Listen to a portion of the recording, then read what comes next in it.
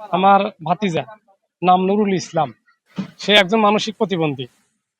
গত 1 তারিখে বিকাল 6:30টার দিকে বাড়িতে ওই জায়গা জমি সংক্রান্ত একটা বিরোধের জেরে ওই মাথাতে ছুরি দিয়ে কোপ দেওয়া হয়।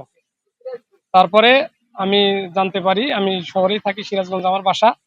আমি তারপরে তাকে জেনারেল হাসপাতালে নিয়ে আসি এবং ইমার্জেন্সিতে তাকে ভর্তি করানো হয়। তার মাথায় আঘাতপ্রাপ্ত যে সেই স্থানে 3টা সেলাই দেওয়া হয়।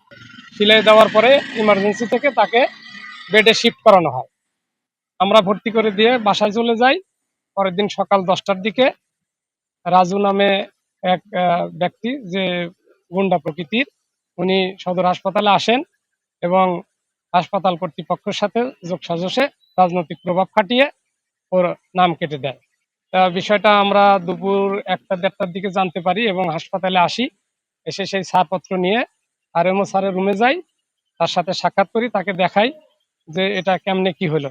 একজন আঘাতপ্রাপ্ত 3টা সেলাই দেওয়া হয়েছে, সে তার মাথায় এখনো ইনজুরি, সে সুস্থ না, তাকে কেন আপনারা ছেড়ে দিলেন? পরে উনি বিষয়টি সম্পর্কে আমাকে বলে যে নাম যেহেতু কেটে দেওয়া হয়েছে, আপনারা বাড়িতে নিয়ে যান, বাসায় নিয়ে যা চিকিৎসা করেন। উনাকে মারা হয়েছে। পরে আমি দেখতে গেছি না, পরে এসে আমাকে এসে মাথা কোপ দিছে। পরে হাসপাতালে এলাম, তার আগে একদম আমাকে বাই করে দিচ্ছে ডাক্তার আলাদা। পরে ওখানে পরে আমার ডাক্তার বাই করে দিচ্ছে, তুমি যাও চলে। ওই দিনকে আমাদের কেজি স্কুলের মোড়ের ওখানে আমি দাঁড়িয়ে আছি, দাঁড়িয়ে থাকা সত্ত্বে আমার উপরে এসে আক্রমণ করলো রাজু। রাজু করার পরে আমি আবার বাসায় দৌড়ে যাই, আসার পরে আবার দেখি আমার বাড়িতে এসে আক্রমণ। আমি আক্রমণ শেষে আমি আহত হওয়ার পরে আমি হসপিটালের 8টা 30-এর দিকে এসে ভর্তি হই। ভর্তি হওয়ার পরে আমি ট্রিটমেন্ট নেওয়া শুরু করি। সাথে আমার মামাতো ভাই ছিল, একসাথে আমরা 2 ভাই ছিলাম। পরের দিন সকাল 10টা 11টার দিকে বুলবুল নামে এক ব্যক্তি এসে আমাকে হুমকি দিল যে তুই বাইরে বের হ, তোকে মেরে ফেলবো। এরকম হুমকি দেওয়ার কারণে আমি নিরাপত্তাহীনতায় ভোগার কারণে তারপরেও আমি ওদিন রাত ছিলাম। থাকার পরে অমনি থেকে আমি তারপরের দিনও আবার দেখি নিরাপত্তাহীনতায় ভুগতেছি। সবাই দেখি আমার এখানে এসে ফুসকি পারে, আমার দিকে এসে একটু পর পর তাকিয়ে থাকে, ইয়া করে। আমি এই জন্য আমি পরে আমি নিজে থেকেই বললাম যে আমি এখানে নিরাপত্তাহীনতায়, আমি এখানে জানাইলাম ম্যানেজমেন্টকে, বললো যে কোনো সমস্যা নাই। তারপরেও দেখি একটু পর পর লোকজন আসে।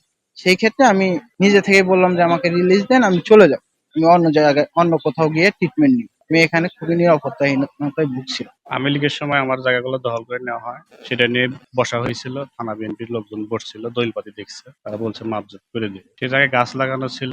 স্বেচ্ছাসেবক লীগের বদ্ধঘাট ইউনিয়নের সে নেতা যা গাছ তুলে তার খালাকে নিয়ে আমরা বলতে গেলে আমাদের ধরে মার। আমরা হাসপাতালে ভর্তি আছি, চিকিৎসাধীন আছি। আমরা রাত্রে চিকিৎসাতে আসছি। মারামারি হয়েছে সন্ধ্যায়, একটাই সন্ধ্যায় মারামারি হয়েছে। আমরা হয়তো 9টা কি 10টার দিকে এসে ভর্তি হয়েছি। একবার বলতে পারতেছি না।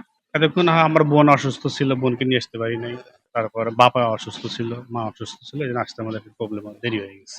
আমরা সবাই অসুস্থ। আমার বাপ, আমার মাইক মারছে, আমার বাপ মারছে, আমাকে মারছে, আমার ভাইকে মারছে। ওই আমার ভাগ্নে আছে, তার নানার বাড়ির সম্পদ আমরা ওই ভাগ্না করে লিখিয়ে দিছি। লিখিয়ে দিয়ে বা ঘর দর উঠাইছে, ওখানে ওখানে এসে ওই রাজু ওখানে এসে জট দখল করে ওখানে গাছ গাড়ে। সেই গাছ গাড়ার সময় এবং অশ্লীল ভাষা বলে এবং খারাপ ব্যবহার করে। করার পরে আমরা নিষিদ্ধ করার পরেও সে আম্মা আমাকে ঘাও দিছিল এই জায়গায়। দেওয়ার পর পরে ওখান থেকে তারপরে ভালোভাবে ব্যবহার করে চলে ওখানে এসে হেরে। তারপরে আবার আমার যে ভাগ্নাটা কেজির মোড় করে বলে, ওখানে এসে দাঁড়াইছে। ওখানে দাঁড়ানোর পরে এসে হেরে তার সাথে হলো আবার ফের মারপিট শুরু করছে। মারপিট শুরু করে তার 2টা দাঁত ভেঙছে এবং আমার এই যে ছেলেরা, এই ছেলেটাকে আঘাত করে মাথা কবদা কেটে দিচ্ছে।